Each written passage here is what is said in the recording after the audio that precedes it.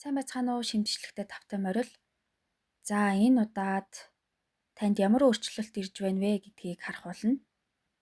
Эдгээр 3 сонголтоос харж агаад хамгийн их таалагдсан карта сонгорой. Ойртуулаад харуулъя.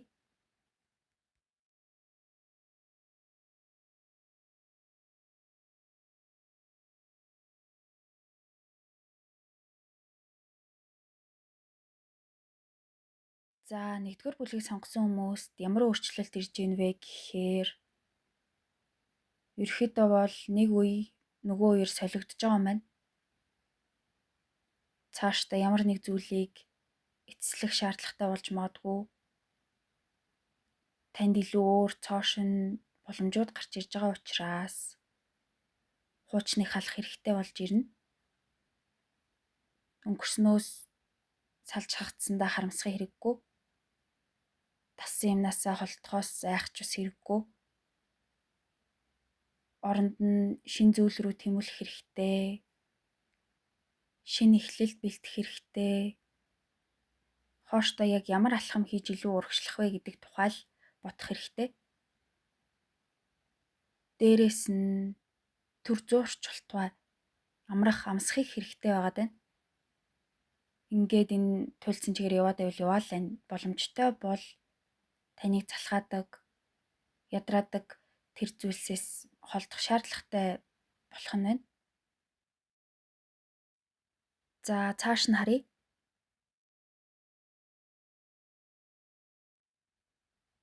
За таны амьдрал бүр илүү тогтун болоод урагшилж ирэх гэж байгаа юм байна. Түрүүн хэлсэнчлэн хуучны орхиод танд хор болдог зүйлсээс холдоод заагаа авч эхлэх нь байна. Арай илүү чөлөөтэй, тайван амгалан байхыг хичээж эхэлнэ. Тэгээд дээрэс нь өөрөө өөрийнхөө төлөө зүтгэдэг, өмнөө тавьсан зорилгынхон төлөө явдаг болно. Амьдралдаа тэнцвэр гэдэг зүйлийг олж авах хэрэгтэй болох бах. За тэгээд таны галыг унтраадаг, тэсвэр төвчээрийг бардаг нэг тийм төвхтэй хүмүүсээс холдох, холбоогоо таслаад харьцаа болж магадгүй. Гэхдээ тэдрийг хаяад холдох уу, аль эсвэл хадгалаад хамт үлдэх үү гэдэгт эргэлзэж бас магадгүй. Тэгсэн ч гэсэн тэдрийг орхисон нь зөв гэж шийдэх бах. Бас өнгөрснөөс авсан анж өгдгүү сэтгэлийн шархаа эдгэх боломж олдно. Тэрнээс гадна одоогийнхоосоо өөр шинэ амьдралын хэмнэлтэй болж магадгүй. Ажил, төрөл, мөнгө санхүүтэй холбоотой зүйлс доктортой болоод ирэх юм шиг байна. Ер нь эмх замраг байсан юмнууд цэгцэндээ ороод явнаа. За мэдээч өөрчлөлт хийхэд хэцүү амаргүй зүйлүүд бол гарч ирнэ. Тэр үед за болидоо гэд зогсож болохгүй. Өөрийгөө дутуу үнэлж болохгүй, өөртөө итгэлтэй байх хэрэгтэй юм байна. За дараагийн бичлэгээр уулзлаа. Түр баяртай баярлаа. За хоёр дахь картыг сонгосон хүмүүст ерөөхдөө хөгжин цэцэглэлтийн үе ирж байгаа байна. Эхлээд юун төрөнд ямар ч хэрэггүй юмд хөс хүч цагаа өрөөд авахгүй тулд амьдралдаа хэрэггүй зүйлсийг гаргаж хаях, цэвэрлэх шаардлагатай болж магадгүй. Таныг хоошин татдаг, ямар ч дэм болохооргүй зүйлсийг бол бүр мөсөн авч хаях нь ерөн зүйтэй болж ирнэ. Бүр яг чухал хэрэгтэй зүйлсээр л амьдралаа дүүрэх ёстой болох нь байна. Тэгж чадах юм бол та илүү сэтгэл хангалуун, өсөлт хөгжлөөр дүүрэн байх юм байна. Тэрнээс гадна ингээд болоод л байгаа юм чинь нэгээд хий дэмий сэлгүүцэлгүй илүү үр бүтээлтэй байхыг хичээх хэрэгтэй болно. За цааш нь харцгаая. За таны дотроос таны өөр нэг цоошин хувилбар гарч ирэхэд бэлэн болж байгаа юм шиг байна. Бусдад гэхээсээ илүү өөрийнхөө хүч чадалд итгэдэг, биеэ даасан болж ирнэ.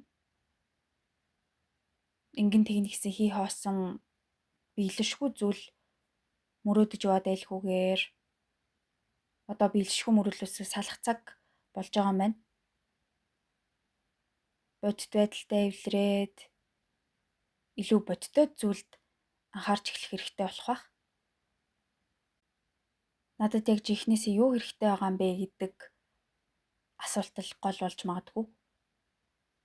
Бас өнгөрсөнтэй зууралдаад байхгүй.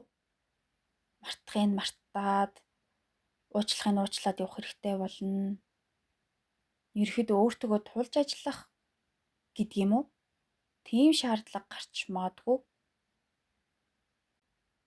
Бас нуруунд дээр хит их ачаа үрээд хаашаач хөдөлж чадахгүй байсан бол түүнийгээ ер нь хөнгөлөх, танд хамаатай хамаагүй бүх юмыг өөртөө наадгаа болох ёстой болж ирнэ. Түрүүн хэлсэнчлэн яг өөртөө чухал хэрэгтэй гэсэн зүйлээ л авч үлдээд үлдсэнийг хаях хэрэгтэй юм байна. Тэгээд юун дээр ч байлаа гэсэн өгөө аваа гэдэг имийг яг энэ тэнцвүүхэн байлгах хэрэгтэй гэдгийг мартаж боломгүй юм шиг санагдлаа. Ялангуяа хүмүүстэй харилцахдаа. Уг нь та хүмүүсийг гээд тэдний төлөө яваал байдаг. Даанч хариуд нь тэд нар таныг тоож байгаа ч юм байхгүй тэгээд байдаг байж магадгүй. Тийм бол тэр хүмүүсээс яалтчгүй холдох хэрэгтэй. Тэдраас өөр таныг гэдэг хүмүүс заавал гарч ирнэ.